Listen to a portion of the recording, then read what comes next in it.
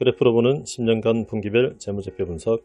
오늘은 건설 엔지니어링 회사인 도화 엔지니어링에 대해서 한번 알아보도록 하겠습니다.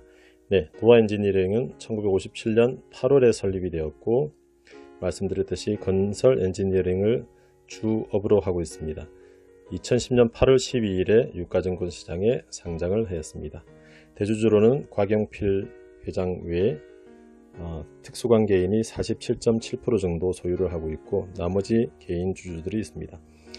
예, 건설 엔지니어링은 물산업, 도시, 철도, 플랜트, 수자원 등 전문 분야로 구성되어 있고, 현재 건설 산업의 계획, 조사, 환경영향평가, 사업 타당성 검토, 설계, 시공, 감리 등 전체 프로세스를 제공하는 사업을 하고 있습니다. 사업 부분별로 보면 플랜트 부분이 있고, 그리고 인프라, 물산업, 도시, 철도, 그리고 감리 부분이 주력으로 있고, 그리고 공사와 전력 판매가 일부 자회사들이 하고 있습니다. 네, 지역별로 보시면 국내와 해외로 나눌 수 있는데, 국내 부분이 67.9%, 해외가 현재 2020년 올해 2분기까지 32.1%입니다. 해외 부분이 점점 더 늘어나고 있습니다. 보시면 도시 부분, 그리고 홈페이지에 가지고 인프라 부분, 이런 부분들이 있습니다. 도시 부분은 택지 조성 계획 등에 대해서 환경영향평가라든지 여러 가지 타당성 조사 이런 것들을 제공을 하고 있고, 그리고 이번에 홍수가 많이 났는데 수자원 부분 등이 있습니다. 이 회사의 그러면 시장 점유율이랑 그리고 여러 가지 수주 사항을 한번 살펴보도록 하겠습니다. 네, 시장 점유율 추인데요. 올해 반기 보고서까지 나와 있는 시장 점유율입니다. 물론 2019년까지의 시장 점유율이 나와 있는데, 1위가 도화 엔지니어링이고 30.1%, 그리고 2위가 삼국종합기술 12.8% 정도입니다. 도화 엔지니어링은 보시면 아시겠지만 조금씩 점유율이 높아지고 있습니다. 한국종합기술도 상장이 되어 있는 회사입니다. 그리고 나머지 회사들이 있고, 전체 주요 업체 점유율 중에 도화 엔지니어링이 현재 30% 정도를 차지를 하고 있는 것으로 보입니다. 그리고 해외 시장 부분에도 진출이 되어 있는데, 해외 시장의 평가를 ENR 지표에서 보면 도화 엔지니어링이 2020년 순위 74위로 랭크가 되어 있습니다. 그리고 주요 수주 사항을 보시면 페루, 그리고 일본 등이 있고요. 그리고 일본의 여러가지 태양광 발전 사업에도 진출되어 있고, 그리고 베트남 등에도 진출이 되어 있습니다. 그리고 물론 국내 수주들도 있어서 진행이 되고 있습니다. 네, 이 회사가 최근에 홈페이지를 보시면 채용 공고가 여러 건이 나와 있습니다. 도화 엔지니어링 인프라 부분에 대해서, 그리고 도시 부문, 그리고 기술개발연구원, 그리고 인프라 부분에 대해서 도로 분야 해외 감리 경력사원 채용 공고, 그리고 물산업 부문 경력직 채용 공고, 이런 식으로 현재 5건이 홈페이지에 팝업 창으로 인력 공고가 나와 있습니다. 그래서 계속 이제 회사가 인력을 충원하고 있습니다. 회사 인력을 충원하는 것은 회사가 이제 앞으로 수주나 여러 가지를 대비해서 인력을 충원하는 것으로 보이고, 회사의 실적에는 긍정적인 지표로 분석이 되는 부분입니다. 그러면 영업이익과 매출액 부분에 계속 추이들을 한번 살펴보도록 하겠습니다. 수주를 기본으로 하고 있기 때문에, 수주와 용료를 기본으로 하고 있기 때문에 매출액이 분기별로 들쭉날쭉한 모습을 보이는 것은 사실입니다. 근데 이것을 연도별로 분석을 해보면 2017년에 3,990억, 그리고 2018년에 4,025억, 2019년에 5,161억으로 매출액이 조금씩 증가를 하고 있습니다. 영업이익 부분도 조금씩 약간의 변동이 있지만 조금씩 증가를 하고 있고요. 이 부분이 영업이 상당히 좋을 때인데, 그때가 아시겠지만 4대강 사업에 수주를 해서 계속적으로 설계와 감리를 진행을 할 당시였습니다. 그러면 매출액 증감률과 영업이익 증감률, 전년 동기 대비를 보시면 최근 들어서 매출액이 꾸준히 늘고 있고요. 그리고 올 2분기가 매출액과 영업이익이 좀 줄어들었는데, 이 부분은 코로나 영향 등 여러 가지 영향들이 좀 있는 것 같고, 그리고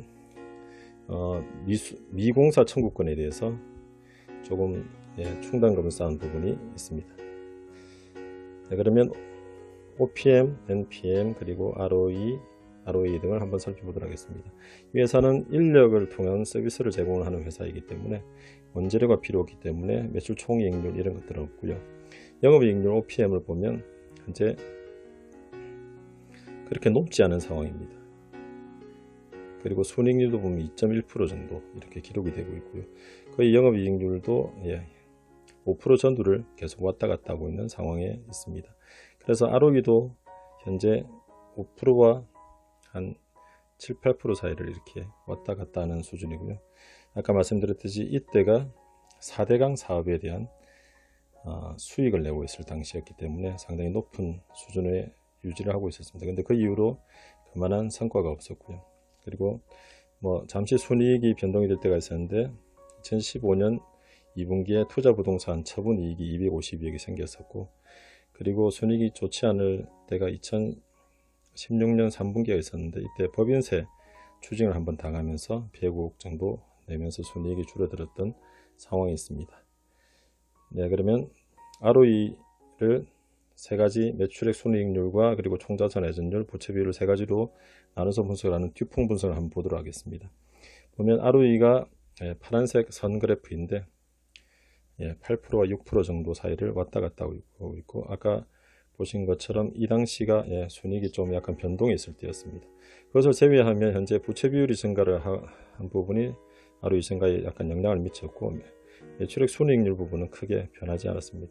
부채 비율 증가한 것과 그리고 총자산 회전율, 즉 매출이 늘면서 ROE가 조금씩 증가를 한 모습을 이제 보이고 있습니다. 그래서 ROE에 영향을 미친 것들이 부채 비율과 그리고 매출액 순이익률보다는 총자산 회전율이 영향을 미친 것으로 보입니다. 네, 그러면 자산 총계, 부채 총계, 자본 총계, 시가총액의 흐름을 한번 살펴보도록 하겠습니다. 초록색 선그래프가 자본 총계인데, 자본 총계가 아주 천천히 오르고 있지만 긴 기간 동안 보면 그렇게 큰 변화가 없는 상황이고요. 왜 그러냐면 이제 수익이 조금씩 그렇게 아까 보셨겠지만 이익률이 그렇게 높지가 않고, 그리고 ROE가 높지 않기 때문에 자본이 쌓이는 속도가 조금 늦고, 그리고 이제 수익의 50% 정도를 배당을 하고 있어서 자본금이 그렇게 크게 큰 속도로 늘지 않습니다.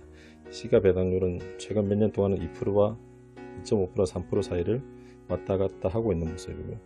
앞에 투자부동산 부채의 변동들이 좀 있는데, 투자부동산을 처분을 해서 장기 차익금을 감소하면서 부채를 갚았다가 최근 들어서는 차익금이 늘었다기보다는 초과 청구공사 그리고 미지급 비용이 1100억 정도 한 2년 사이에 늘었습니다. 이 부분은 초과 청구공사 미지급 비용은 결국은 이제 수주를 해서 아직 돌려주지 않은 부분들이 있기 때문에 이 부분은 회사의 좀 긍정적인 부분으로 보일 수가 있습니다. 시가총액 현재 2652이고요. 어제 8월 14일 종가 기준으로 2652억의 시가총액을 보이고 있습니다. 2018년 이때 주가가 많이 오른 것은 대북 관련주로 분류가 되어서 주가가 많이 올랐었고요. 다시 떨어졌다가 코로나 이후에 약간 또 오르고 있는 모습을 보이고 있습니다. 그러면 밸류에이션 지표인 PBR, PER 그리고 프리캐시플로우에 대한 비율인 PFCR을 보도록 하겠습니다. PBR은 0.6 정도까지 떨어졌다가 대북 관련주로 올랐을 때 한 1.5까지 올랐다가 최근에는 거의 앞에 보셨겠지만 자본 총계와 시가총액이 비슷한 1.0 정도를 나타내고 있습니다. PER은 회사의 이익률이 그렇게 높지 않기 때문에 10과 25 사이를 좀 왔다 갔다 하고 있는 모습이고, 흥미로운 것은 이제 나중에 현금흐름표로 살펴보겠지만 PFCR이 조금 낮은 편에 나타내고 있습니다. 그래서 저평가 수준으로 보면 PFCR이 이 정도면 괜찮은 수준에 있습니다. 그러면 매출이 일어났을 때 이후에 매출 채권과 미청구공사 등의 이번 종목부터는 회전일수로 나타내 보았습니다. 그래서 매출 채권과 미청구공사가 얼마나 이렇게 회전이 되어서 들어오는지 일수로 보면 76.1일 만에 현재 매출 채권과 미청구공사의 부분이 회수가 되고 있습니다. 이 정도면 수주산업치고는 회수가 제법 원활한 수준입니다. 그러니까 2달 16일, 이렇게 2달 보름 정도만 있으면 매출 채권과 공사에 대한 부분이 회수가 되고 있는 모습이고요. 그리고 재고자산은 현재 이 회사가 하는 일에 따라서 없는 그런 상황입니다. 그래서 매출이 꾸준히 늘고 있고 매출 채권 회전 일수가 잘 관리가 되고 있는 상태로 볼 수가 있습니다. 현금 흐름표로 그러면 한번 분기별로 살펴보도록 하겠습니다. 영업 현금 흐름은 뭐 들쭉날쭉한 모습을 보이지만 보통 보면 3분기에 영업 현금 흐름이 좋지 않고 2분기에 좋은 모습, 그러니까 회사가 하는 업종의 특성상 2분기에 현금이 들어오고 3분기에 좀 현금이 또 나가고 이런 부분들을 좀 볼 수가 있습니다. 그리고 앞서 살펴보셨겠지만 영업이익도 분기별로 조금씩 변동이 있는 모습이고요. 앞전에 살펴보았겠지만 투자부동산을 처분해서 557억을 처분을 했고, 그리고 이것으로 이제 차입금을 갚아서 부채가 이때 조금 줄어들었습니다. 그래서 결국은 재무제표와 현금흐름표 등이 다 연결이 되어 있는 모습을 볼 수가 있습니다. 그러면 현금흐름표를 분기별 최근 4분기별 합산을 나타낸 모습을 보겠습니다.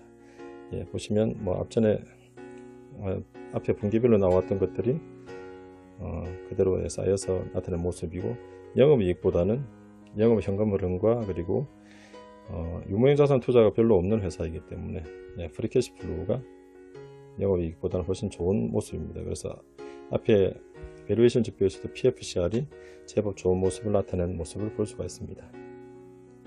그러면 수주산업이기 때문에 기본적으로 수주잔고를 한번 살펴보도록 하겠습니다. 연매출액은 아까 살펴본 것을 다시 좀 나타냈고요. 수주잔고를 보시면 약간의 변동이 있지만 꾸준히 증가를 하고 있습니다. 그래서 올 2분기 실적까지 나타낸 모습에서 현재 수주잔고가 거의 1조 6천억 정도까지 있습니다. 연매출이 2019년 5,161억이었는데 이 정도의 수주잔고를 보면 앞으로 매출은 더 늘어날 가능성이 있습니다. 그렇게 볼 수가 있고요. 그리고 주로 광급 공사들이기 때문에 그렇게 매출에 대해서 돈을 받지 못하거나 하는 상황이 그렇게 많이 발생을 하지 않고는 있습니다. 물론 해외 수주가 있어서 해외 수주 쪽에서 조금 그런 부분이 발생을 할 수는 있습니다. 그리고 최근에 나타났던 홍수라든지 그리고 정부에서 발표한 신도시 계획, 이런 것들에 대해서 수주가 앞으로 계속적으로 이루어질 가능성이 상당히 높은 회사입니다. 앞에 살펴보았지만 4대강 사업 때 수주가 많이 이루어졌고 이때 영업이익률이라든지 이익률이 상당히 좋았던 회사입니다. 물론 4대강 사업이 지나고 나서 그 당시 대표 회장께서 여러가지 비리로 4대강 사업 관련 비리로 징역을 사신 그런 부분이 있습니다. 물론 이 부분이 뭐 여러가지 안 좋은 점이 있겠지만 그만큼 로비력이나 여러가지에서는 또 회사가 앞으로 신도시 택지개발이라든지 그리고 하천 정비를 하든지 상하수도 지금 정비를 해야 되는 부분에 있어서 약간의 수주의 가능성이 높은 회사이기도 합니다. 그리고 업계 1위 회사이기도 하고요. 그래서 앞으로 이 회사의 상황들을 한번 지켜보면서 투자에 판단하시는 게 좋을 것 같습니다. 이상으로 분기별로 10년간의 재무제표를 한번 그래프로 분석을 해보았습니다. 감사합니다. 영상이 유익하셨다면 구독, 좋아요, 알림 설정 부탁드립니다.